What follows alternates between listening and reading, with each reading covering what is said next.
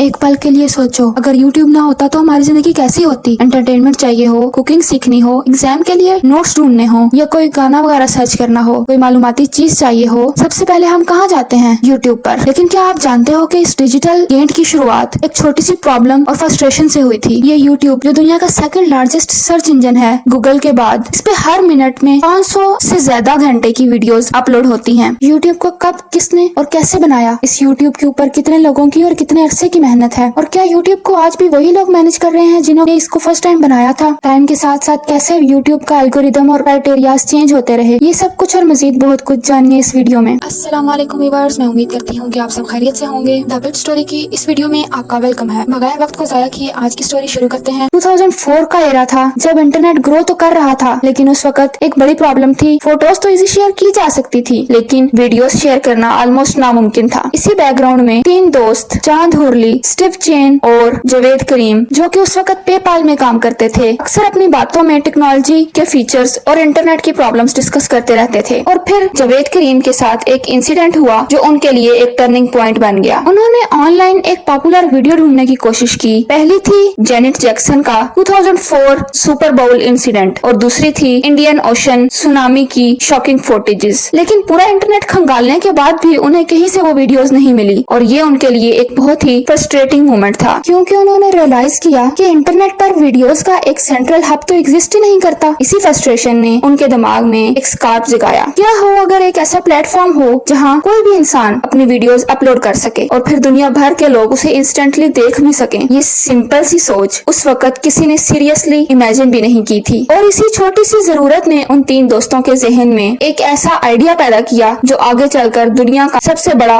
Video platform YouTube बन गया। 2005 में जब चैंड हार्ली, स्टीव चेन और जवेद करीम ने youtube.com का डोमेन बनाया, तो उनकी सोच ये थी कि इंटरनेट पर एक ऐसा स्पेस क्रिएट किया जाए जहां लोग अपना पर्सनल मूवमेंट शेयर कर सकें। लेकिन इंटरेस्टिंग बात ये है कि शुरू में उनका फोकस वीडियो डेटिंग वेबसाइट बनाने पर था, जिसका नाम था ट्यूनइन हुकअप। आइडिया ये था कि लोग अपनी इंट्रोडक्शन वीडियोस अपलोड करेंगे और फिर डेटिंग पार्टनर्स ढूंढेंगे। लेकिन ये कॉन्सेप्ट सक्सेसफुल नहीं हो सका, क्योंकि उस वक्त लोग अपनी पर्सनल डेटिंग वीडियोस ओपनली डालने में हिचकिचाते थे और इसी वजह से इस साइट के ऊपर ट्रैफिक भी बहुत कम थी। अब उन्होंने अपना अप्रोच बदला और डेटिंग की रिस्ट्रिक्शन हटाकर इसे जर्नल वीडियो शेयरिंग प्लेटफॉर्म बना दिया, जहां कोई भी वीडियो अपलोड कर सकता था, चाहे वो फनी हो, इंफॉर्मेटिव हो या पर्सनल व्लॉग। और ये डिसीजन यूट्यूब के लिए एक मास्टर स्ट्रोक साबित हुआ। फिर आया वो दिन जो हिस्ट्री बन गया। 23 अप्रैल 2005 यूट्यूब पर पहली वीडियो अपलोड की गई, जिसका टाइटल था मी एट द जू। ये वीडियो जवाद करीम ने खुद शूट की थी सैंडिगो जू में, जहां वो एलिफेंट्स के सामने खड़े होकर कैजुअली उनके बारे में बात कर रहे थे। सिर्फ 18 सेकंड की ये सिंपल सी वीडियो थी, लेकिन इसका इम्पैक्ट बहुत बड़ा था, क्योंकि ये वीडियो बन गई यूट्यूब के डिजिटल रेवोल्यूशन का पहला कदम। ये एक सिग्नल था कि अब हर इंसान, चाहे वो प्रोफेशनल हो, आम बंदा हो, अपनी वीडियोस दुनिया भर में इंस्टेंटली शेयर कर सकता है। जो काम पहले बहुत मुश्किल था, यूट्यूब ने उसे सेकंड्स में पॉसिबल कर दिया। अब जब यूट्यूब एक पॉपुलर वीडियो शेयरिंग प्लेटफॉर्म के रूप में 2005 में पॉपुलरली लॉन्च हुआ, तो लोगों ने इसे हाथों हाथ ले लिया। सरप्राइजिंग बात ये थी कि शुरू में कुछ महीनों में ही हर तरह का कंटेंट यूट्यूब पर फ्लोड होने लगा। कोई फनी क्लिप्स डाल रहा था, कोई अपने घर की छोटी मोटी रिकॉर्डिंग्स, कोई ट्यूटोरियल्स और नॉलेज बेस्ड चीजें शेयर कर रहा था। लोगों को लगा जैसे एक ऐसी दुनिया मिल गई जहां उनकी आवाज, उनका टैलेंट और उनकी कहानी बिना किसी टीवी चैनल या परमिशन के सीधा दुनिया तक पहुंच सकती है। और ये फ्रीडम उस वक्त एक बिल्कुल नया एक्सपीरियंस था। 2005 के लास्ट तक यूट्यूब पर millions of views per day आने लगे और इसी वजह से उनका सर्वर ओवरलोड होने लग गया। इमेजिन करो, एक छोटा सा स्टार्टअप जो पिज्जा शॉप के ऊपर के ऑफिस से चल रहा था, सिर्फ कुछ महीनों में दुनिया भर की अटेंशन अट्रैक्ट करने लगा। और इसी रैपिड ग्रोथ ने सिलिकॉन वैली के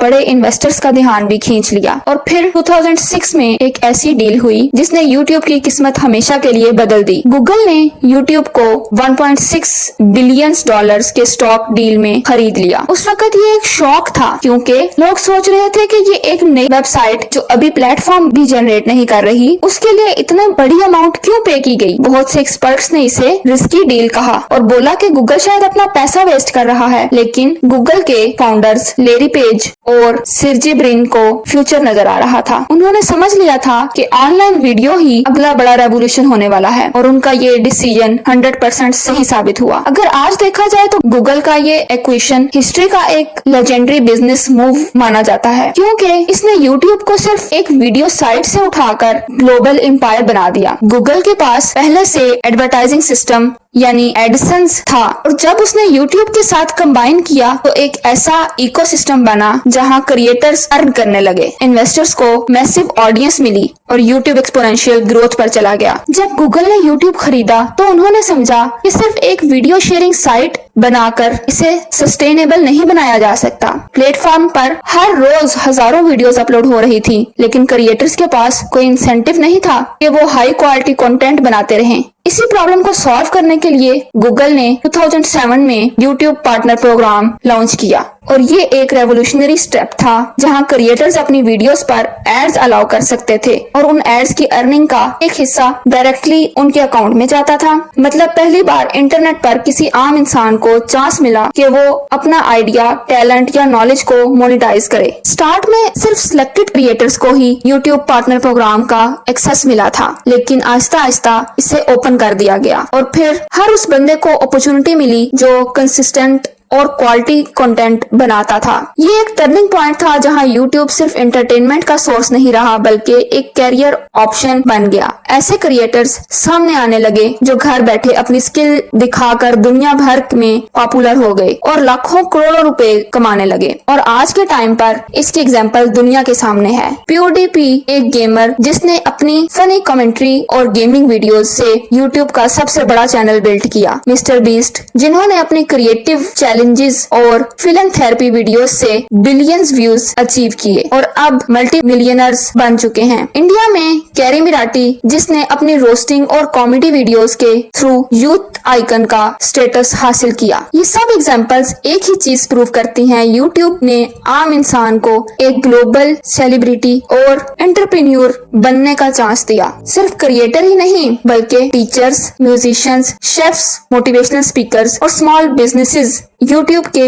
पार्टनर प्रोग्राम का यूज करके अपना एक नया इनकम सोर्स बनाया। आज एक स्टैटिस्टिक के मुताबिक यूट्यूब पर 2 मिलियन से ज्यादा क्रिएटर्स डायरेक्टली एड्स और स्पॉन्सरशिप्स के थ्रू अर्निंग कर रहे हैं। इसने कंटेंट क्रिएशन को एक पॉपुलर प्रोफेशन बना दिया जो पहले कभी एग्जिस्ट नहीं करता था। यूट्यूब ने अपनी ग्लोबल पॉपुलैरिटी और यूजेज के बावजूद एकेडमिक्स और मार्केटर्स के लिए भी एक गंभीर रिसर्च का फील्ड बन गया है। इंटरनेट के शुरुआती दिनों में ही रिसर्चर्स को समझाना था कि यूट्यूब का ट्रैफिक कैसे काम करता है। यो चेंग और उनके कोलीग्स ने एक रिसर्च की जिसने उन्होंने पाया कि सिर्फ यूट्यूब ही उस वक्त का 20% HTTP ट्रैफिक जनरेट कर रहा था, यानी कि 2007 में, जो कि टोटल इंटरनेट ट्रैफिक के लगभग 10% था। मतलब एक सिंगल प्लेटफॉर्म ने पूरा इंटरनेट का एक बड़ा चंक ऑक्युपाई कर रखा था। उन्होंने वीडियो की कैरेक्टरिस्टिक्स जैसे एवरेज लेंथ, अपलोड फ्रीक्वेंसी,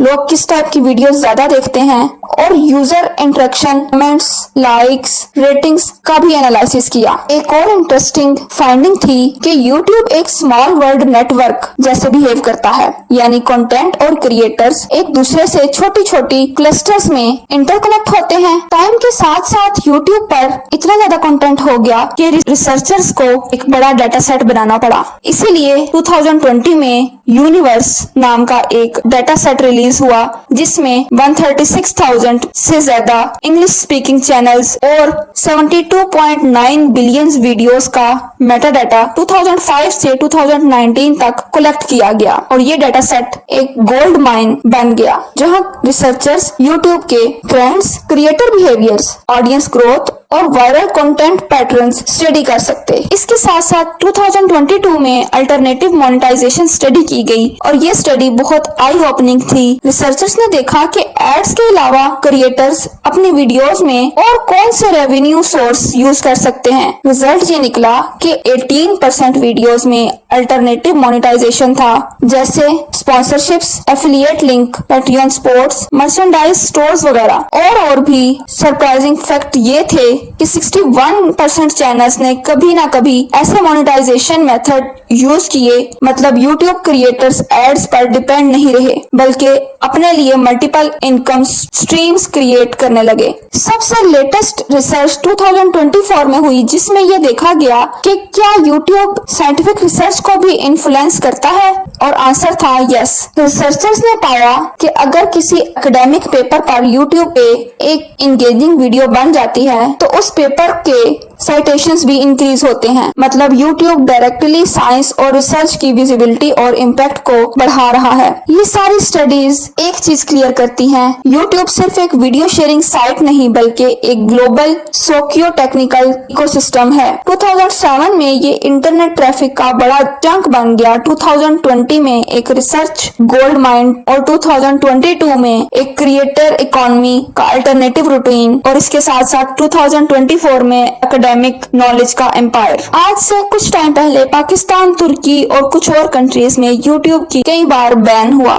फिर भी लोग इसे VPN के थ्रू देखते रहे। वो यूट्यूब जो पहले एक पिज्जा शॉप के ऊपर छोटे से ऑफिस में शुरू किया गया, वो आज दुनिया का सेकंड लार्जेस्ट सर्च इंजन है। सोचो अगर यूट्यूब ना होता तो कितने स्टूडेंट्स ऑनलाइन एजुकेशन से फायदा ना उठा सकते, कितने सिंगर्स, टीचर्स या स्मॉल बिजनेसेस को प्लेटफॉर्म्स ना मिलता। यूट्यूब ने टैलेंट को एक स्टेज दिया और आम लोगों को एक ग्लोबल आइडेंटिटी दी। ये सिर्फ एक साइट नहीं, एक डिजिटल रेवोल्यूशन है जिसमें मिलियंस लाइव्स बदल दी हैं। अब सवाल ये है कि यूट्यूब हमेशा नंबर 1 रहेगा? टिकटॉक रील्स और AI कंटेंट से बहुत टफ चैलेंज दे रहा है। एक्सपर्ट्स बोलते हैं कि फ्यूचर में यूट्यूब और भी चेंज होगा, शायद होलोग्राम वीडियोस और VR कंटेंट के साथ। मतलब एक दिन ऐसा आ सकता है जहां यूट्यूब स्क्रीन पे नहीं बल्कि 3D होलोग्राम में हमारे आसपास चले। यूट्यूब की कहानी एक लेसन है, छोटी सी प्रॉब्लम भी दुनिया बदल सकती है अगर तुम्हारे पास उसे सॉल्व करने का विजन हो। 3 दोस्तों ने बस एक फ्रस्ट्रेशन को सीरियसली लिया और दुनिया को बदलने का प्लेटफॉर्म बना दिया। मैं उम्मीद करती हूँ कि आज की ये स्टोरी आपका नॉलेज गेन करेगी और आपके लिए हेल्पफुल रही होगी। तो अपने चैनल द बिट स्टोरी को लाइक, शेयर, सब्सक्राइब करना मत भूलिएगा। मिलते हैं अगली वीडियो में, तब तक के लिए अल्लाह हाफिज।